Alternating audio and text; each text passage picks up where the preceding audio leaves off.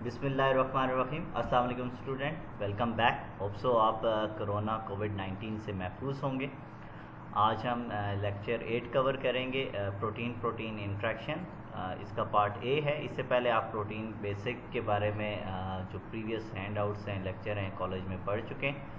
उसमें हमने कवर किया था कि प्रोटीन्स क्या हैं। Basically structural and functional unit of life हैं। प्रोटीन फोल्डिंग किस तरीके से रोल प्ले करती हैं और इंट्रैक्शंस में किस तरीके से। फिर प्राइमरी, सेकेंडरी और टर्शरी स्ट्रक्चर हमने देखा था। Alpha helix and beta sheets को कवर किया था। और फिर प्रोटीन प्रोडक्शन के जो डिफरेंट मेथड्स थे उनको हमने और प्रोटीन स्ट्रक्चर वैलिडेशन को कवर किया था। आज इसी सीरीज़ का कंटिन्यू पोर्शन है, पार्ट 3, जिसमें हम प्रोटीन प्रोटीन इंट्रैक्शंस को कवर करेंगे। सबसे पहले कि प्रोटीन प्रोटीन इंट्रैक्शंस की स्टडी क्यों ज़रूरी है, क्योंकि जो भी बायोलॉजिकल फंक्शन है सिस्टम बायोलॉजी के लेवल पे, तो तमाम प्रोटीन आपस में इंट्रैक्ट करते हैं, तभी कोई पर्टिकुलर टास्क परफॉर्म होता है। तो इसलिए प्रोटीन प्रोटीन इंट्रैक्शंस की स्टडीज़ बहुत इंपॉर्टेंट है। मेथड कौन से हैं, लैब मेथड या इन सिलिको मेथड कौन कौन से हैं जिनसे हम प्रोटीन प्रोटीन इंट्रैक्शंस को डिटरमिन कर सकते हैं, वो आज कवर करेंगे। प्रोटीन प्रोटीन इंट्रैक्शन डेटाबेसेस कौन से हैं, आप डेटा सेट कौन से डेटाबेसेस से ले सकते हैं अपनी रिसर्च असाइनमेंट्स के लिए, प्रोजेक्ट्स के लिए। और फिर इन नेटवर्क्स की प्रॉपर्टीज़ क्या हैं, केज या दूसरे स्ट्रिंग नेटवर्क्स जो आप बनाते हैं तो उनकी प्रॉपर्टीज़ कैसे हैं आप डिटरमिन करेंगे। और फिर कौन से इंपॉर्टेंट टूल्स हैं जिनकी मदद से आप इन्वेस्टिगेट कर सकते हैं, एनालाइज कर सकते हैं और इंटरप्रेट कर सकते हैं इन प्रोटीन प्रोटीन इंट्रैक्शंस नेटवर्क्स को आप एनालाइज कर सकते हैं। ओके, इस पिक्चर में सेंट्रल में जो आपको पिक्चर दिखाई गई है वो एक सिटी का मंजर पेश कर रही है। आप देखें शहर में मुख्तलिफ किस्म के जो हैं इंफ्रास्ट्रक्चर डेवलपमेंट है। फिर उसके बाद आप देखें पीपल ए इंटरेक्ट करता है बी से सी, तो इस तरीके से सोशल नेटवर्क सारा कंटिन्यू होता है। तो बहुत सारे फैक्टर्स जो हैं सिटी के वो आपस में इंटरेक्ट करते हैं, तो तमाम मामलात ज़िंदगी चलते हैं। इसी तरीके से अगर हम फिज़िक्स में बात करें या इलेक्ट्रॉनिक्स में बात करें, तो एक छोटा सा सर्किट भी आप अगर उठा के देखें तो उसके अंदर भी जो उसके डिफरेंट कंपोनेंट्स हैं, लाइक ट्रांजिस्टर, डायोड या रेजिस्टर या पावर सप्लाई, तो ये तमाम यूनिट मिल के एक पार्टिकुलर फंक्शन परफॉर्म करते हैं। सिमिलरली प्रोटीन्स भी आपस में एक दूसरे के साथ इंटरेक्ट करते हैं ताकि एक पार्टिकुलर टास्क परफॉर्म कर सकें और वो कंप्लीट कर सकें।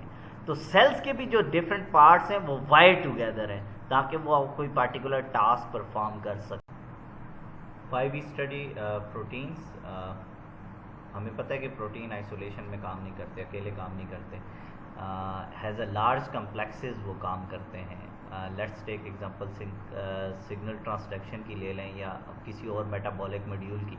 तो एक प्रोटीन दूसरे प्रोटीन से इंटरेक्ट करेगा और इसी तरीके से वो जब तक मेटाबॉलिक प्रोसेस कंप्लीट नहीं होगा तो हमारे पास फाइनल प्रोडक्ट नहीं आएगा। सो किसी भी बायोलॉजिकल सिस्टम के क्वेश्चन को अंडरस्टैंड करने के लिए हमें प्रोटीन की जो आपस में इंट्रैक्शंस है उनके की स्टेप्स को अंडरस्टैंड करना इम्पोर्टेंट होगा। और वही हमें ये बताएगा कि ये प्रोटीन पार्टिकुलरली ये इस पार्टिकुलर स्टडी में की रोल प्ले कर रहा है या नहीं, या मेंबर प्रोटीन है या नहीं इस सिस्टम को एक्टिवेट करने में। प्रोटीन को डिटरमिन करने के डिफरेंट मेथड हैं। क्लासिकल बायोकेमिकल मेथड जो हैं डिफरेंट लिटरेचर में वो हम यूज़ कर सकते हैं, लाइक क्रोमेटोग्राफी के जितने टेक्निक्स हैं उनको हम यूज़ कर सकते हैं प्रोटीन प्रोटीन इंट्रैक्शंस को डिटरमिन करने के लिए। यीस्ट टू हाइब्रिड मेथड है जो आज हमारा फोकस भी है कि हम किस तरीके से यीस्ट टू हाइब्रिड मेथड को यूज़ करेंगे प्रोटीन प्रोटीन इंट्रैक्शंस के लिए। और क्लोन सीक्वेंसिंग की एनालिसिस के लिए एफिनिटी प्योरिफिकेशन मेथड हैं, टैप टैगिंग के मेथड्स हैं जो कि मास स्पेक्ट्रोमेट्री के बाद किए जाते हैं। कंप्यूटेशनली ऑर्थोलॉग्स या इंटरलॉग्स की मदद से वो एक्सप्रेशन ऑफ प्रोटीन को हम चेक कर सकते हैं, या हाई थ्रू आउटपुट टेक्निक्स जितनी भी हैं उनको हम यूज़ कर सकते हैं प्रोटीन प्रोटीन इंट्रैक्शंस को डिटरमिन करने के लिए। Y2H versus TAP tagging yeast two hybrid method है। राइट साइड पे हमारे पास गाव4 प्रोटीन है और गाव4 प्रोटीन को हम दो डोमेन्स में स्प्लिट कर सकते हैं। एक एक्टिवेशन डोमेन है और एक बाइंडिंग डोमेन है। पिंक कलर जो आपको यहाँ नज़र आ रहा है ये बाइंड हो जाता है एक्टिवेशन डोमेन से, और ग्रीन कलर जो है वो बाइंड हो जाता है इसका बाइंडिंग डोमेन से। अब ट्रांसक्रिप्शन से पहले ये दोनों फैक्टर आपस में मिलेंगे तो तब पार्टिकुलर टास्क या परफॉर्म होगा। फ्यूजन ऑफ प्रोटीन होगी तो तब हमारे पास रिजल्टेंट प्रोडक्ट आएगा, लाइक लैक्सी प्रोटीन जो है। तो ये टैगिंग इसकी हाइब्रिडाइजेशन कंप्लीट होगी तो तब ये प्रोडक्ट काम करेगा। टैब टैगिंग में हम डिफरेंट स्मॉल टैग्स ऐड कर सकते हैं। टारगेटेड प्रोटीन के साथ मल्टीपल टैगिंग ऐड हो सकती है। इसमें आप ये देख सकते हैं कि हमारे पास कैलमोडिलिन बाइंडिंग पेप्टाइड है, प्रोटीन ए है और TEB प्रोटीएज क्लीवेज है जो कि हमारे टारगेटेड प्रोटीन के साथ है, और इस टारगेटेड प्रोटीन के साथ हमारे अदर इंटरेक्टिंग प्रोटीन्स हैं। ओके, आफ्टर प्योरिफिकेशन हम इस कंस्ट्रक्ट को डिस्ट्रक्ट कर लेते हैं सिस्टम से, और फिर हम सेकंड लेवल ऑफ प्योरिफिकेशन पे जाते हैं। फिर हम इसी जो कंस्ट्रक्ट है उसको लिविंग सिस्टम में ऐड करेंगे, और फिर TBS प्रोटीएज क्लीवेज जो है इसको ब्रेक डाउन करेगा और हमारे पास फर्दर प्योरीफाइड प्रोडक्ट आ जाएगा। ओके, एट द एंड हमारे पास highly enriched interaction protein product आ जाएंगे जिनको हम मास स्पेक्ट्रोमीट्री की मदद से फर्दर एनालाइज कर सकते हैं कि इसके साथ कौन कौन से फर्दर इंट्रैक्टिंग प्रोटीन्स हैं। अच्छा, एक्सपेरिमेंटली PPIs को डिटरमिन करने की जो टेक्निक है यीस्ट टू हाइब्रिड या टैब टैगिंग, उसके कुछ एडवांटेजेस भी हैं और डिसएडवांटेजेस भी हैं। पहले हम देख लेते हैं कि यीस्ट टू हाइब्रिड के एडवांटेजेस क्या हैं। यीस्ट टू हाइब्रिड मेथड की जो एडवांटेजेस हैं कि ये फुली हम मैनेज कर सकते हैं ऑटोमेशन को, इसकी ऑटोमेशन को, और इसमें मल्टीपल क्लोन्स को हम रैपिडली कैरिएट कर सकते हैं, और इसमें टेस्टिंग फास्ट है as compared to tab tagging technique. Okay, disadvantages क्या हैं इसके? क्योंकि ये आर्टिफिशियल सिस्टम है और इसमें हम टारगेट करते हैं न्यूक्लियस को, लाइक यीस्ट के, जो कि जिसमें वो कंस्ट्रक्ट जो है वो टिपिकली ओवर एक्सप्रेस होता है, और अगर कुछ प्रोटीन इनहेरिटेडली स्टिकी हैं तो उसमें फॉल्स पॉजिटिव रिजल्ट का आने के चांसेस बहुत ज़्यादा होते हैं जो कि एक्सपेरिमेंटली इतने वैलिड नहीं होते। दूसरा डिसएडवांटेज इसका ये है कि हम सिर्फ और सिर्फ नॉन बाइनरी इंट्रैक्शंस जो हैं वो डिटरमिन कर सकते हैं। इसमें बाइनरी इंट्रैक्शंस ही हम फाइंड कर सकते हैं यीस्ट टू हाइब्रिड में, तो नॉन बाइनरी इंट्रैक्शन जो है वो हम डिटरमिन इसमें नहीं कर सकते, यानी कि लार्ज कम्प्लेक्सेस को यीस्ट टू हाइब्रिड टेक्निक में हम स्टडी नहीं कर, यानी कि हम ट्रांजिएंट इंट्रैक्शन स्टडी इसमें नहीं कर सकते। अगर हमने मेंबर ऑफ कम्प्लेक्सेस के साथ इंट्रैक्शंस को स्टडी करनी है तो उसके लिए टैब टैगिंग टेक्निक बेस्ट होगी। ट्रांजिएंट इंट्रैक्शन जिस तरीके से सिग्नल ट्रांसडक्शन पाथवे हैं तो उस किस्म की स्टडीज़ जो है वो हम यीस्ट टू हाइब्रिड मेथड से स्टडी नहीं कर सकते, तो उसके लिए हमें टैब टैगिंग को यूज़ करना होगा। टैब टैगिंग टेक्निक का सबसे बड़ा एडवांटेज ये है कि जहाँ से हम प्रोटीन ले रहे हैं वहीं से उसी इन विवो सिस्टम में हम उसी प्रोटीन यानी कि कम्प्लेक्स कंस्ट्रक्ट जो अभी हमने बनाया है उसी को उसी में दोबारा डाल देते हैं, और इसमें सबसे बड़ा इशू जो है ओवर एक्सप्रेशन का जो यीस्ट टू हाइब्रिड मेथड में आ रहा था उसमें नहीं आएगा। और फिर हम जो है इसकी जो डिसएडवांटेज की जब बात करें तो उसमें सबसे बड़ा इशू जो आता है कि हमें उस कंस्ट्रक्ट को उसी सिस्टम में इंट्रोड्यूस करना पड़ता है। लाइक अगर हम माइस मॉडल ले रहे हैं तो माइस में इंट्रोड्यूस करना पड़ेगा या किसी और लार्ज सिस्टम में हमें इंट्रोड्यूस करना पड़ेगा, तो उसमें ये काफ़ी टाइम लेगा कि वो प्रोडक्ट को प्रोड्यूस कर सके। जो टैब टैगिंग प्रोडक्ट हैं तो उसमें उनको प्रोड्यूस होने में काफ़ी टाइम लगता है।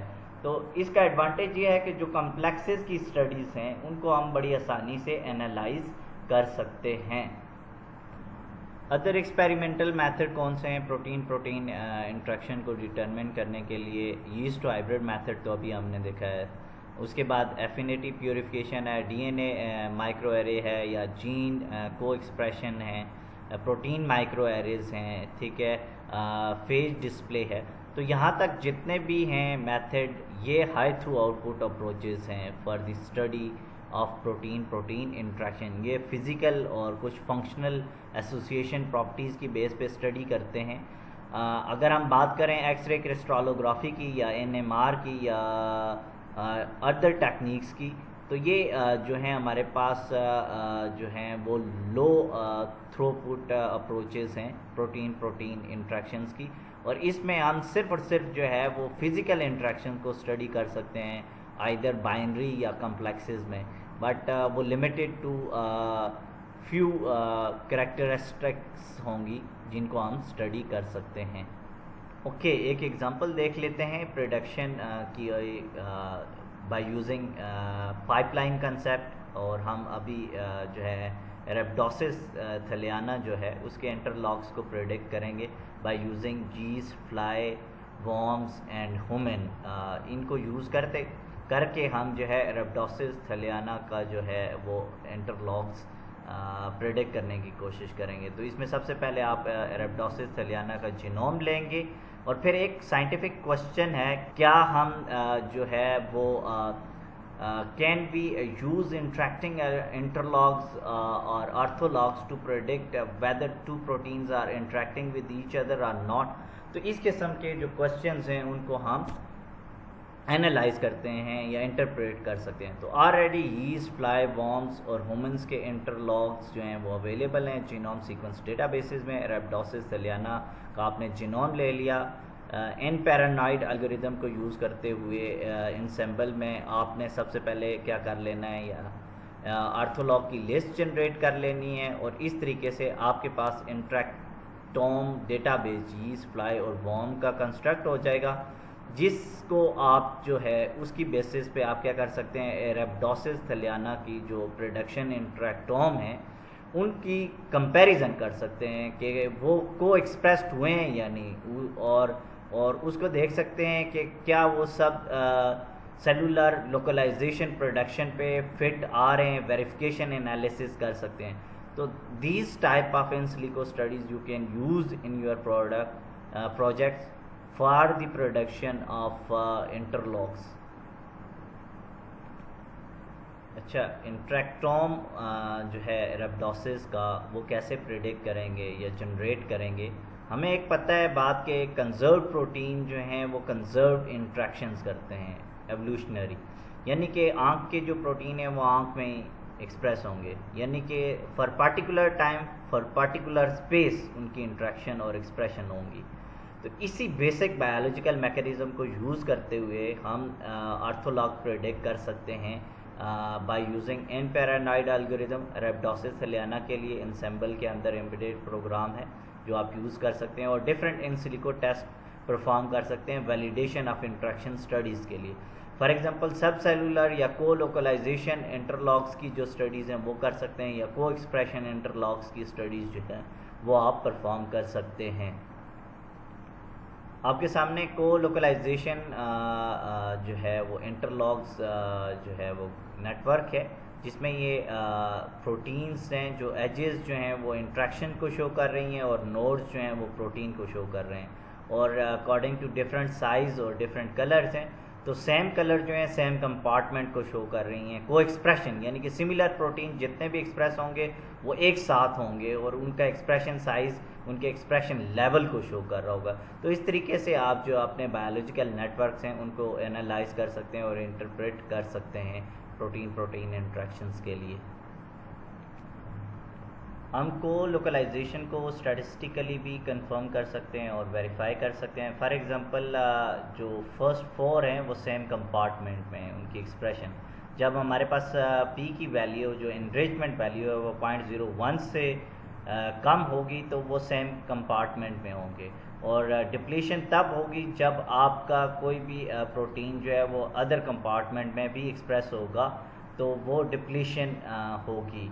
सो सेम जो प्रोटीन एक्सप्रेस करेंगे वो सेम कंपार्टमेंट में आएंगे, और उसकी इनरिचमेंट जो है उसकी स्टडी हम कर सकते हैं और स्टैटिस्टिकली उसको हम वेरीफाई कर सकते हैं बाय यूजिंग पियर्सन कोरिलेशन या अदर स्टैटिस्टिकल जितनी भी टेक्निक्स हैं उनको हम वेरीफाई कर सकते हैं।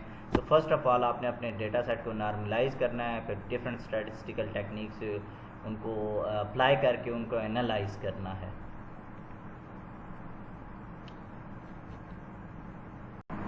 Okay, we can use interacting orthologs or interlogs to predict two protein interact with each other or not.